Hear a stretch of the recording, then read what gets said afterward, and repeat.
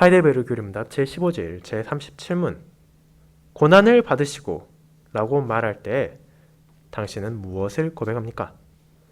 지상에 사셨던 모든 시간 동안, 특별히 마지막 시간에 그리스도께서는 전 인류의 죄에 대한 하나님의 진노를 몸과 영혼에 친히 짊어지셨습니다.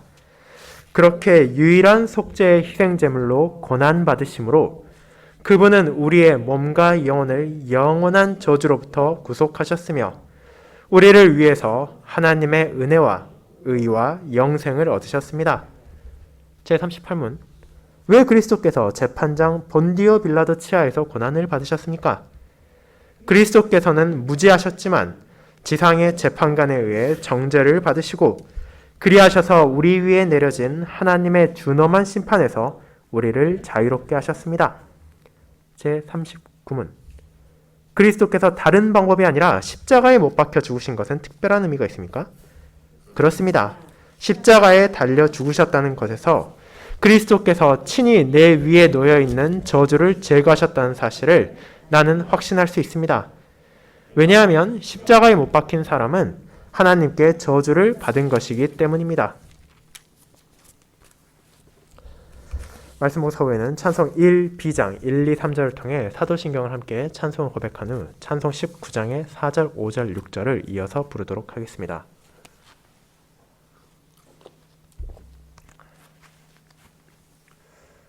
사랑하는 주 예수 그리스도 안에 있는 형제자매님들, 우리 사람을 묘사하는 수많은 표현 가운데는 망각하는 동물이라는 것도 있음을 여러분은 들어보신 적이 있을지 모릅니다.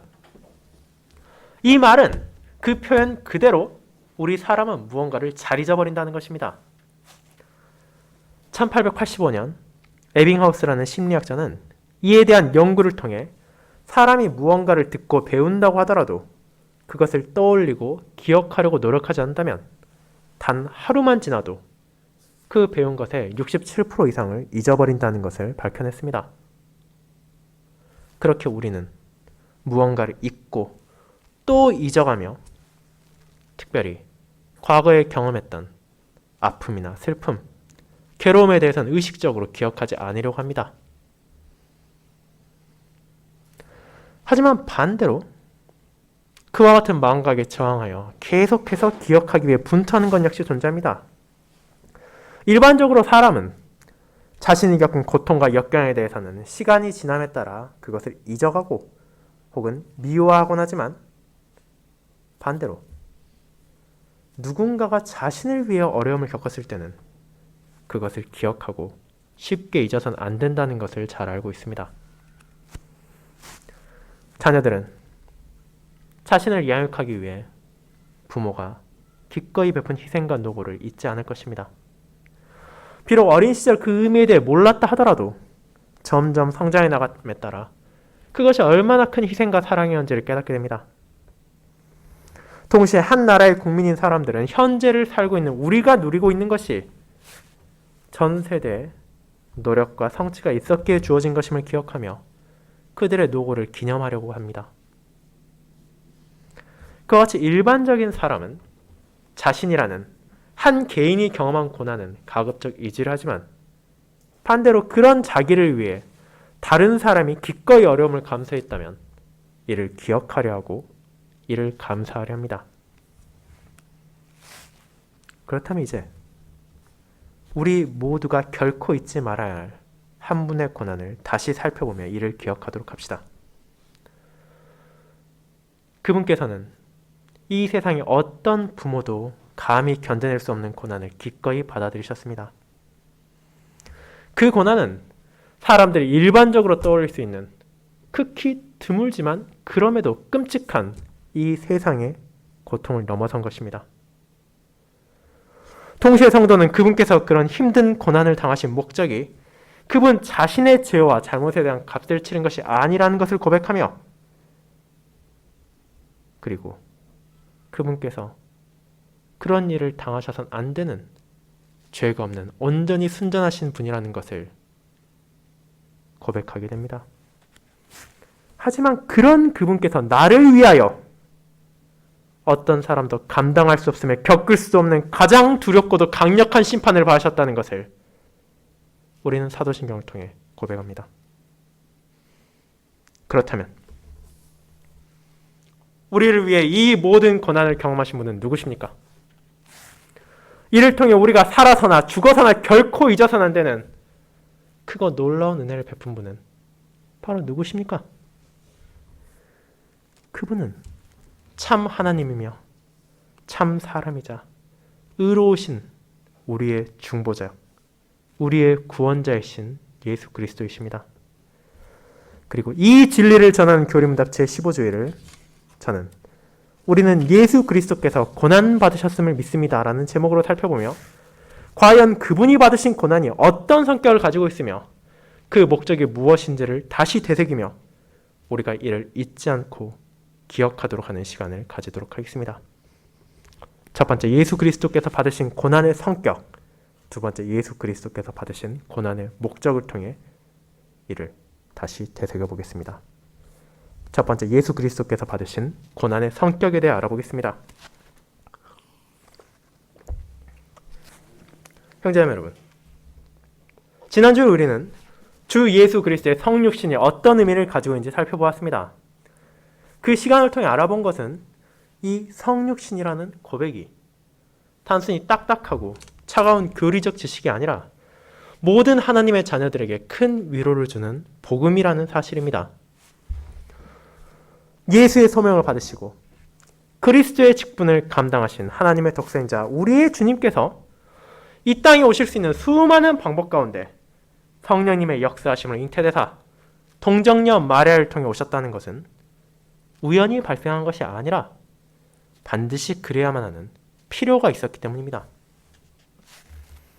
하지만 여기서 우리가 오해해서는 안 되는 것이 삼위 하나님께서 어쩔 수 없이 그런 방식을 취해야 하실 필요가 있었다는 것이 아닙니다. 이는 저와 여러분의 필요를 위해서 취하신 방법인 것입니다. 성부 하나님께서 자신의 아들을 이 땅에 보내시고 성자 하나님께서는 이에 기꺼이 순종하셨을 뿐 아니라 성령 하나님께서 성육신의 역사하신 그 모든 이유는 바로 죄 가운데 떨어진 자신의 백성, 저와 여러분을 포함한 그분의 자녀들을 건지기 위함이었습니다. 이는 우리로 하여금 앞선 교리문답의 제5주일과 6주일을 떠올리게 합니다. 그곳에서 신전은 자신들 앞에 놓여진 하나님의 공의로운 심판을 피하기 위해서는 단 하나의 방법, 우리의 죄에 대한 값을 온전히 치를 수밖에 없다는 것을 고백했습니다.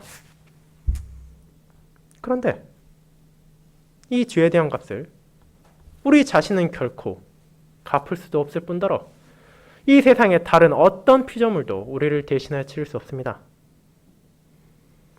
하지만 그 사실이 성도를 끝없는 절망으로 인도하지 않는 이유는 단 하나, 우리를 건지실 수 있는 중보자와 구원자가 실제하시며 그분께서 우리를 위해 이 땅에 오셨다는 사실을 알고 있기 때문입니다. 그 중보자, 그 구원자는 바로 참 사람이야만 했습니다. 그렇게 성자 하나님께서는 자신을 낮추시고 마리아를 통해 참 사람의 인성을 취하셨습니다. 그분께서 이 땅에서 사역하던 시기 그 누구도 예수님께서 참 사람이라는 점에 대해서는 의문을 가지지 않았습니다. 그분을 따르는 제자들과 무리는 물론이고 주님께서 선포하신 진리를 거부하며 그분을 비방하던 이들까지도 최소한 그 점에 있어서는 동일한 관점을 가지고 있었습니다. 왜냐하면 이는 분명한 증거가 있었기 때문입니다. 예수님은 우리와 마찬가지로 식사를 하시고 음료를 마셨으며 피곤을 느끼기도 하셨습니다. 그분은 연약한 우리와 마찬가지로 슬픔을 경험하셨으며 눈물을 흘릴 때도 있으셨습니다. 그런 주님의 행적을 바라본 이들은 그분께서 참 사람이라는 사실을 전혀 의심하지 않았습니다. 그렇게 예수님께서는 다윗의 후손이자 여자의 후손으로 아버지의 약속을 성취하시며 동시에 저와 여러분과 같은 참 사람으로 자신의 백성들을 죄로부터 구속하기 위해 이 땅에 오셨습니다.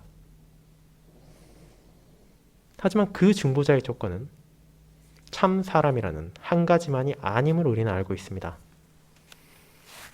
그 사람은 동시에 의로운 사람이어야만 했습니다. 이것은 쉬워 보이지만 실제로는 불가능한 명제입니다. 참 사람과 의로운 사람이라는 것은 실제로 공존할 수 없는 조건이기 때문입니다. 하지만 이 조건을 주님께서 충족시키셨음을 사도신경은 그분은 성령으로 잉태되사 동정녀 마리아에게 나시고라고 고백함으로 깨닫게 합니다. 예수님께서는 그분의 형제들과 저와 여러분과 모든 면에서 동일하시지만 이 점으로 인해 죄가 없게 되신 것입니다. 세상 사람들의 일반적인 잉태와 출생과 달리 성령님께서 성육신의 과정에 참여하심으로 예수님을 원죄로부터 구별하셨습니다. 모든 사람들이 잉태되는 그 순간부터 가지게 되는 첫사람의 원죄가 주님을 더럽히지 못하게 하므로 참 인간이며 동시에 의로운 사람일 수 있게 하신 것입니다. 그렇게 죄 없이 태어나신 그분께서는 자신의 모든 생을 통해 이 세상의 기준이 아니라 바로 하늘 아버지 앞에서 온전한 의로움을 증거하시고 단 한순간의 예외도 없는 순종을 완벽하게 보이심으로 이제 그분의 의로움으로 우리의 죄를 덮어주시고 그분의 순종으로 우리의 불순종을 대신하여 주셨습니다. 그렇게 우리에게 구속의 은혜가 주어진 것입니다.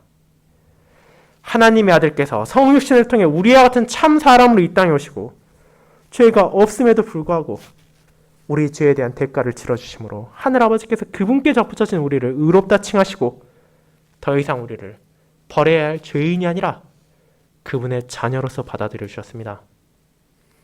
그것이 바로 그분을 통해 값없이 주어진 구속이며 성육신을 바라볼 때 우리가 기억하고 붙잡아야 하는 위로이자 복음입니다. 그렇게 예수 그리스도께서 이 땅에 오셨지만 그분의 탄생 자체로 그 모든 사역이 끝난 것은 아닙니다. 그분은 죄인들을 위한 유일한 중보자이자 구원자로서 이 땅에 오셨고 이제 그분의 삶과 사역을 통해 이루어야 할 것들이 남아있음을 우리에게 보여주십니다. 이제 그와 같은 주님의 사역 가운데 교리문답 제15주일은 그 중에서도 그분의 고난에 우리의 시선을 집중하게 합니다. 여러분이 생각하는 고난이란 어떤 것입니까? 우리가 이 표현을 들을 때 일반적으로 느끼는 것은 아마도 우리의 육신이 고통을 느끼거나 혹은 정신적으로 큰 스트레스를 받는 상황일 것입니다. 극한의 상황에 내몰려 육체의 한계를 마주해 신음을 흘리고 정신적으로 괴로움을 호소하는 것을 우리는 역경이라 부르기도 하고 어려움이라 생각합니다. 대체적으로 그런 생각 자체는 맞습니다. 우리는 때에 따라 크고 작을지언정 그와 비슷한 종류들의 고난을 계속해서 경험해가고 극복해 나가기도 합니다. 그렇게 신자들이 주님의 고난에 대해 생각할 때 가장 먼저 떠올리게 되는 것은 아마도 그분께서 가장 힘들었을 시기인 마지막 시기, 주님께서 십자가에 매달리셨을 때입니다. 물론 그것은 틀린 것이 아닙니다. 우리는 예수로의 소명을 그리스도로 성취하기 위한 십자가에서의 온전한 희생제사를 결코 잊어서는 안 되며 그를 통해 주어진 구속의 은혜로 말미암아 참된 위로를 받아야 합니다. 하지만 여기서 우리가 주의해야 할 점은 그 순간만을 주님의 고난이라고 제한해서는 안 된다는 것입니다. 여러분이 제37문에 대한 답을 세심하게 읽어보셨다면 이미 그에 대한 단서를 발견하실 수 있습니다. 지상에 사셨던 모든 시간 동안 이 표현은 예수 그리스도께서 받으신 고난이 십자가에만 한정된 것이 아니라 그분께서 공적인 사역을 시작하신 때만 한정된 것이 아니라 성육신부터 시작되어 십자가로 이어지는 모든 시간이 고난이었음을 깨닫게 합니다. 그렇다면 이것이 어떤 의미에서 주님께 고난이었습니까? 이를 위해 그분께서 받으신 고난의 성격을 생각해 보도록 합시다. 우리는 그분께서 감당하신 육체적인 순환을 떠올리기 전에 먼저 그분의 낮아지심 그 자체가 고난의 일환이라는 사실을 기억해야 합니다. 참 하나님인 그분께서는 영원한 영광 가운데 아버지와 함께 거하셨습니다. 그분께서는 어떤 제한도 어떤 약함도 가지지 않았으며 누구에게도 시험이나 어려움을 당하지 않으셨습니다. 그런 참 하나님께서 자신을 한없이 낮추심으로 종의 형상을 취하셨습니다. 우리가 지난주에 이미 살펴본 것처럼 그 성육신 자체가 이미 한없이 자신을 낮추신 것이며 그로 인해 고난받으신 것입니다. 주님께서는 영광을 뒤로하고 연약한 육신 가운데 거하며 순환과 역경을 기꺼이 마주하셨습니다. 성령 하나님의 역사하심으로 죄 없이 잉태되고 태어나셨지만 그런 그분이 이 세상에 태어나셨을 때 마주한 것이 어떤 것입니까? 수많은 백성들이 그분을 애워싸고 기쁨과 환호의 소리를 외치며 찬사를 멈추지 않았습니까? 화려하고 호화로운 왕궁의 특별한 방에서 탄생하셨습니까? 그분께서는 제대로 된 방도 아니라 소와 양의 꼴을 눕는 구유에 눕혀 있었습니다. 그분을 둘러싼 사람은 먼 곳에서 로마 황제의 명령을 따르기 위해 고향으로 찾아온 요셉과 마리아였고 얼마 지나지 않아 그분을 찾아온 사람은 초라한 목자들이었습니다. 심지어 그런 초라한 탄생으로 끝나지 않고 그분을 죽이기 위해 수많은 아이들을 학살했던 헤롯 왕의 칼날을 피하기 위해 그 왕이 죽을 때까지 애굽으로 어린 나이에 피신하시기까지 하셨습니다. 이를 바라보고 그 누가 이 사람이 정말로 고귀한 우리의 구원자이고 중보자이다라고 말할 수 있겠습니까? 아버지의 뜻에 따라 만물을 다스리시던 참 하나님께서 이와 같이 자신을 낮추심으로 낮은 신분, 천한 존재로서의 순환과 비극을 담당하셨습니다. 그분의 고난은 물론 그것으로 끝나지 않았습니다. 우리는 지난주 제35문답에서 그분께서 참 인성을 취하셨다고 고백했습니다. 그분께서는 죄가 없으시지만 저와 여러분과 마찬가지로 참 사람이었기에 인간이 겪을 수 있는 그리고 겪어야 하는 수많은 연약함을 경험하셨습니다. 첫사람인 아담과 하와의 타락 이후 부패의 영향을 받은 것은 우리의 영혼만이 아니라 우리의 육신까지도 마찬가지였기에 그분은 배고픔을 느끼고 목마름을 경험하셨을 뿐 아니라 피곤함에 지쳐 잠들기도 하셨습니다. 그분의 사역기간은 결코 물질적으로 풍요롭거나 넉넉한 것도 아니었습니다. 그분은 짐승도 굴이 있고 새도 둥지가 있지만 인자는 머리 누일 곳도 없다고 할 정도로 극심한 가난 가운데 자신의 사역을 계속하셨습니다. 심지어 그런 상황에서 이제 제자의 배신을 당하고 병사들에 잡혀가셨을 때 로마의 군병들에 매질을 당하고 신음하셨으며 못 박히실 때 고통을 표하셨습니다. 그와 같이 연약한 육신 가운데 주님께서는 우리 인간이 경험하는 고난을 기꺼이 감내하셨습니다. 하지만 그와 같은 육신적 고난만이 아니라 정신적인 어려움 역시 주님을 피해가지 않았습니다. 그분께서는 슬픔을 경험하시고 눈물을 흘리셨습니다. 나사로의 죽음을 들으셨을 때 눈물을 흘리며 비통이 여기셨을 뿐 아니라 백성들이 진리를 받아들이지 못하고 죄악 가운데 머물 때 슬퍼하셨습니다. 심지어 어리석은 그 백성들로 말미암아 그들을 위한 복음을 선포하셨음에도 이를 거부하는 수많은 이들의 배척을 경험하셔야만 했습니다. 그분께서 자라난 나사렛에서는 공공연하게 그분을 비방한 이들이 있었고 목수인 요셉의 아들의 주제에 도대체 우리에게 무엇을 가르치겠냐고 조롱하는 이들이 있었습니다. 심지어 그분을 가장 가까이서 보고 경험했을 형제들까지도 예수님을 믿지 않았음을 우리는 요한복음 7장을 통해 보게 됩니다. 바리새인들과 서기관들을 포함한 종교 지도자들은 그들이 가지고 있는 권위를 흔들 것이라 생각하여 예수님을 죽이려 했고, 헤롯을 비롯한 세속적 지도자 역시 백성들이 그분을 지지하는 것을 못마땅하게 여겼습니다. 그 결과 죄인을 위한 유일한 중보자와 구원자로신 주님께서는 그분이 받아 마땅한 영광을 받으시고 찬사를 받으신 것이 아니라 끊임없이 거부당하고 박해받았으며 외면되고 조롱과 멸시를 받았습니다. 그리고 그분의 그런 고난은 그와 같이 적대시하던 자들에게서만 온 것이 아니라 사랑하는 제자들에게서도 찾아왔습니다. 그들은 믿음이 부족하여 흔들리기도 하고 방황하기도 했습니다.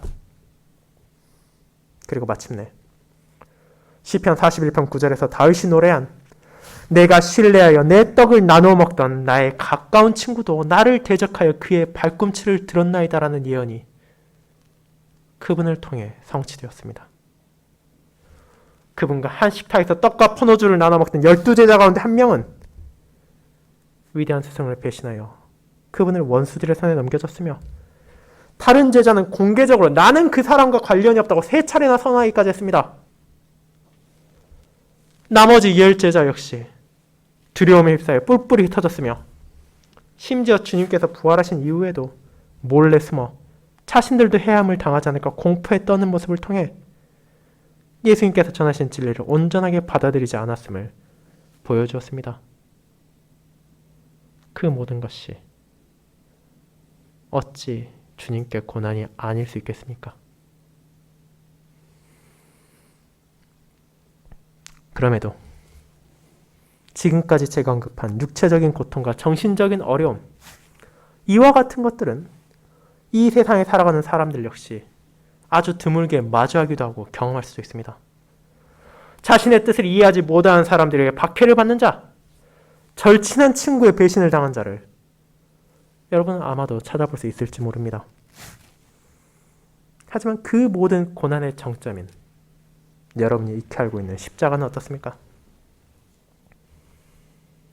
당시 로마의 반역자들에게 집행되었던 이 형벌은 인류가 낳은 가장 끔찍한 사형 방법 중 하나였으며, 인간이 겪을 수 있는 모든 고통을 긴 시간에 걸쳐 천천히 가하며 사람을 죽이는 잔혹한 처형이었습니다.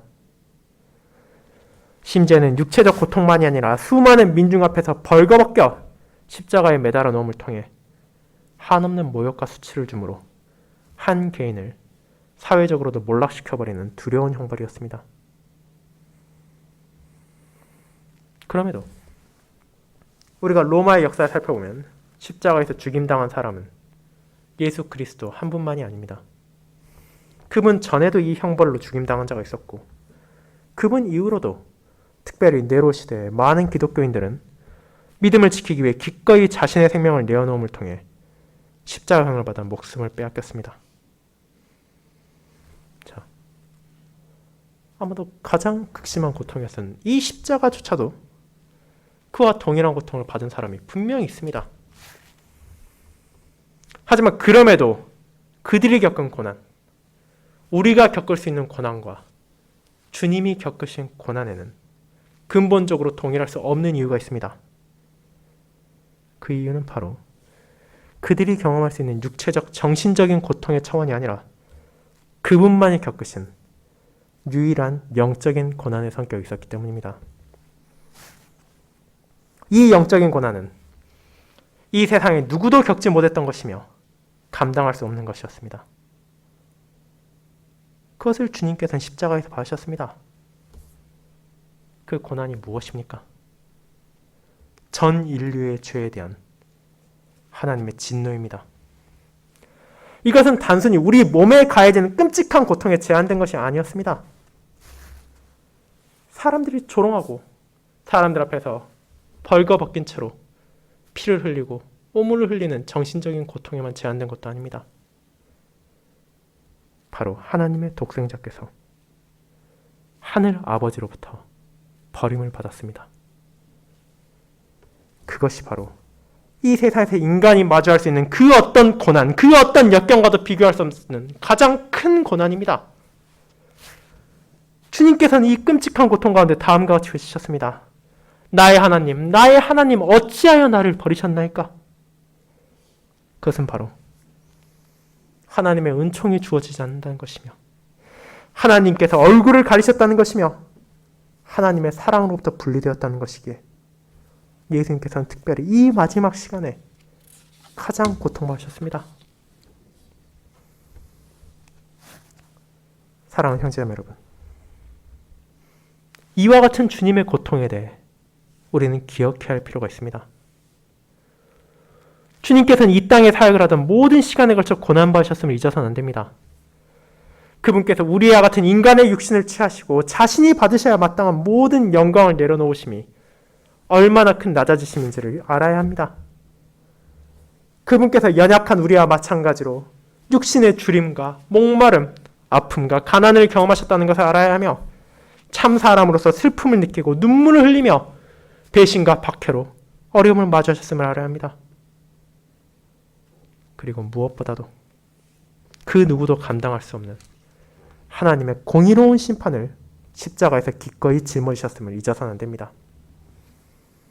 오직 그분만이 겪으시고 그분만이 감당할 수 있었던 그 고난의 시간을 통하여 주님께서 우리에게 구속의 은혜를 베풀어 주셨기 때문입니다.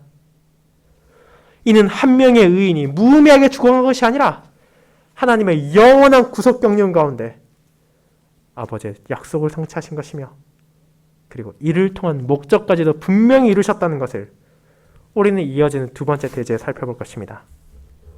두 번째, 예수 그리스도께서 받으신 고난의 목적이 바로 그것입니다. 성도 여러분, 우리는 이제 예수 그리스도께서 어떤 고난을 받으셨는지를 알게 되었습니다. 하지만 그것을 아는 것에서 우리가 만족해서는 안 됩니다. 아무리 그분께서 겪으신 육체적이고 정신적이고 영적인 고통이 끔찍한 것이며 어떤 사람도 감당할 수 없다는 것을 인지했다 하더라도 그 목적을 바르게 이해하지 못한다면 이는 그저 남의 일이고 나와 무관한 한 개인의 비극에 불과한 것이며, 우리가 이를 기억할 필요도 기념할 이유도 없다는 오해를 가질 수 있기 때문입니다. 그렇게 이제 그분의 고난의 목적을 생각해 보도록 합시다. 예수 그리스도께서는 바로 우리를 위해 그 모든 고통을 받아들이셨습니다.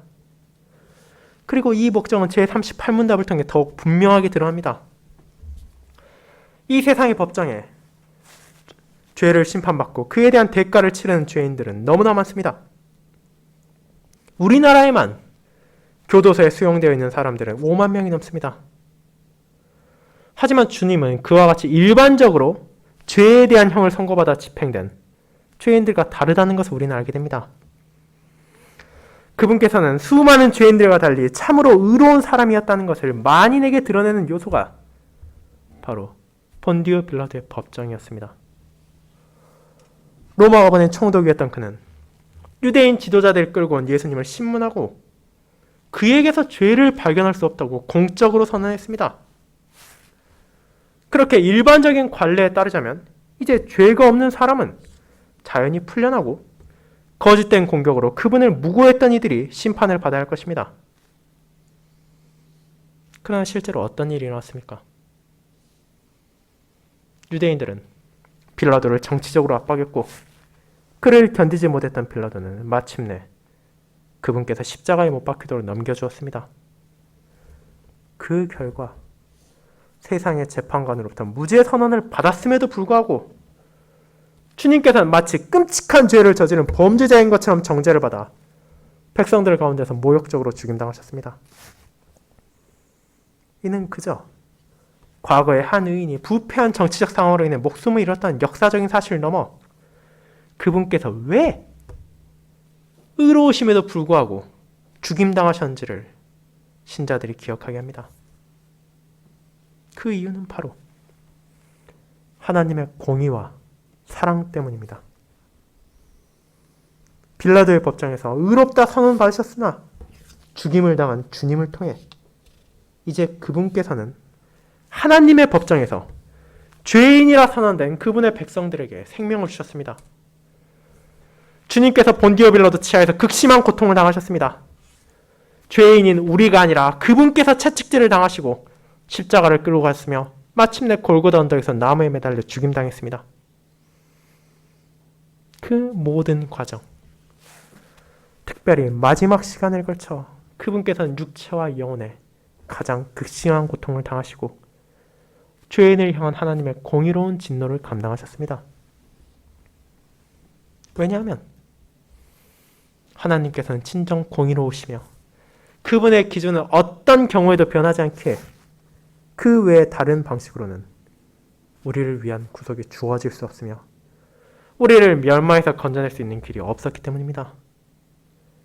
참 사람이며 의로운 사람이자 동시에 참 하나님께서 우리의 죄에 대한 심판을 받으시고 하나님으로서 그것을 감당하지 않으셨다면 그 심판이 임할 곳은 다름 아닌 저와 여러분을 포함한 모든 죄인들입니다. 그러나 하나님께서는 이를 원하지 않으셨습니다. 그분께서는 영원한 경륜 가운데 자신이 택한 백성들을 건지기를 원하셨으며 그 뜻을 이루기 위하여 독생자를 보내심으로 그들의 구원자와 중보자로서 죄에 대한 대가를 치르게 하셨습니다. 그 결과 주님의 모든 사역과 특별히 십자가에서의 마지막 순간 이 공의와 자비가 온전하게 나타났습니다. 하나님은 우리의 죄의 값을 치르기 위하여 자신의 사랑하는 아들을 아끼지 않고 보내주심으로 그분의 사랑을 보이셨고 그 아들이 겪은 심판과 진노를 통하여 그분의 공의를 나타내셨습니다. 바로 우리가 받아야 할, 내가 받아야 할 진노가 그리스도이신 예수님께 내려졌기에 이는 하나님의 자비를 나타내며 그 심판을 온전히 조금의 부족함도 없이 그분께서 짊어지심을 통해 흔들리지 않는 하나님의 공의 역시도 드러났습니다. 그리고 특별히 이 공의는 그분께서 십자가에 달리심으로 더 분명하게 나타납니다. 죄인을 죽이는 방식에는 수많은 형벌이 있습니다. 하지만 그분께서 십자가형이라는 가장 잔혹한 형태로 죽으셔야 했던 진정한 이유는 그분께 이를 선고한 자, 그분께서 이를 당하도록 유도한 자, 그 모두가 예측하지 못했던 이유가 있습니다. 바리새인들과 대제사장은 주님을 가장 끔찍하고 확실하게 죽이기 위하여 반역자로 몰았고 그에 따라 예수님은 십자가에 죽게 되었으나 바로 이를 통해 하나님의 공의가 나타난 것입니다. 갈라디아 3장 13절은 이를 다음과 같이 말합니다. 그리스도께서 우리를 위하여 저주를 받은 바 되사 율법의 저주에서 우리를 속량하셨으니 기록된 바 나무에 달린 자마다 저주하리는 자라. 이는 신명기 21장을 인용한 것입니다. 그분께서 이처럼 나무로 된 십자가에 못 박혀 죽임당하셨습니다. 그리고 이를 통해 하나님의 자녀들은 공의로운 하나님의 자신의 아들에게 저주를 내리셨음을 보게 됩니다. 그분의 저주가 십자가에서 누구에게 임하고 왜 찾아왔습니까? 온전한 순종을 통해 죄가 없는 의로운 사람에게 이 저주가 임했고 그 목적은 바로 우리 위에 놓여져 있던 저주를 제거하기 위해서였습니다. 그렇게 주님께서는 골고다 십자가에서 진정한 의미로 아버지의 저주를 감당하셨습니다. 하나님으로부터 버림받으시고 몸과 영혼의 아버지의 진노의 짐을 짊어지신 것입니다. 그리고 그분께서 이 모든 것을 감당하신 결과로 저와 여러분이 받은 것이 무엇입니까? 그리스도께서는 자신이 모든 고난을 겪었던 이유를 알고 계셨으며 십자가에서 가장 끔찍하고 두려운 시간을 경험하심으로 우리에게 큰 은혜를 베풀으셨습니다. 이제 믿음 안에서 그분 안에 접붙여진 우리의 몸과 영혼은 영원한 저주로부터 이제 구속되었습니다.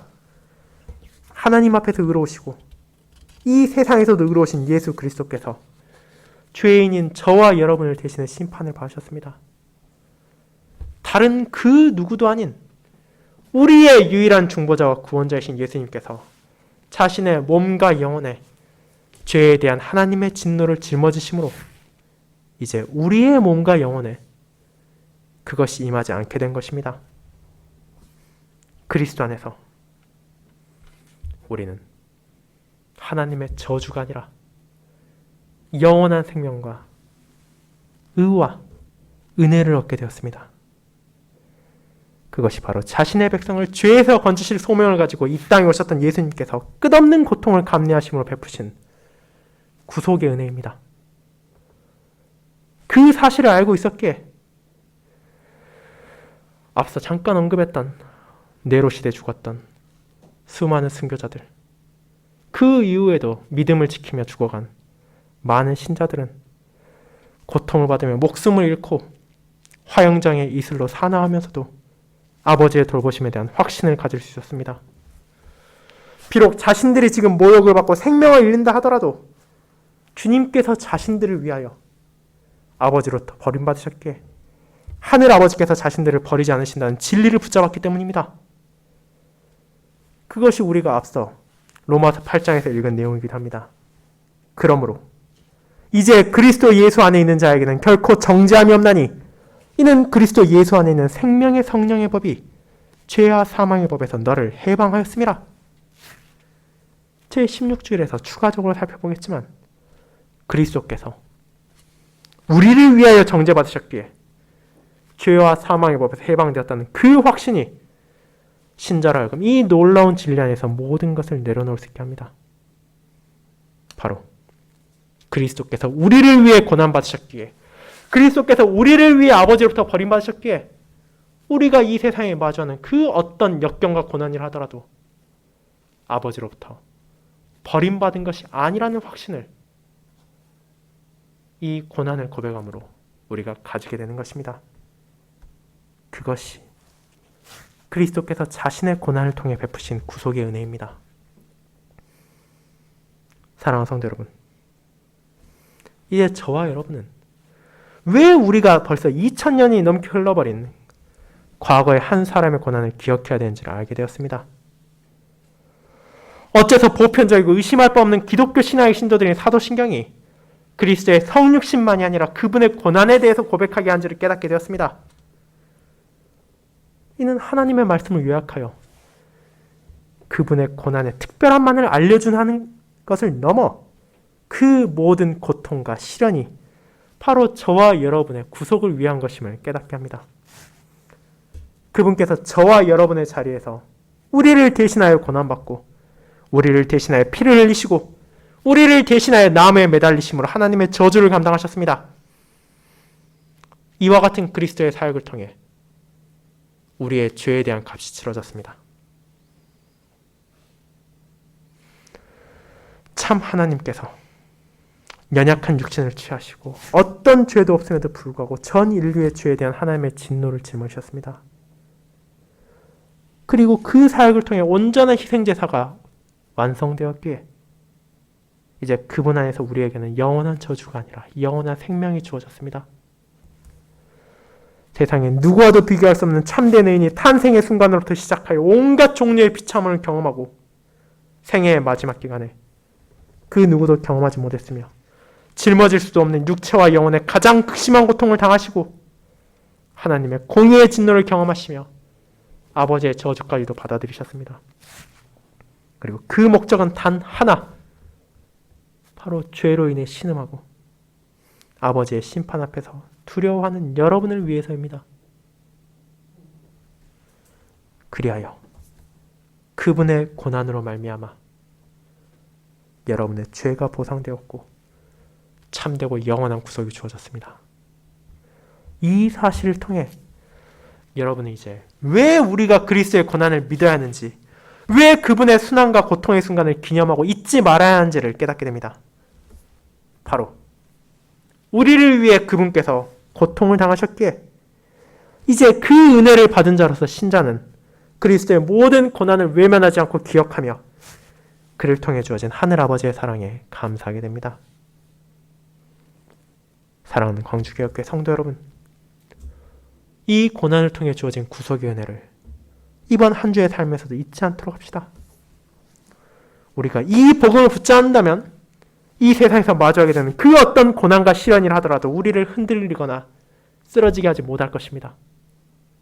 왜냐하면 그리스도의 고난으로 우리가 죄와 사망의 법에서 해방되었고 그리스도께서 아버지로부터 버림받으심으로 아버지께서 우리를 결코 버리지 않을 것이기 때문입니다. 아멘.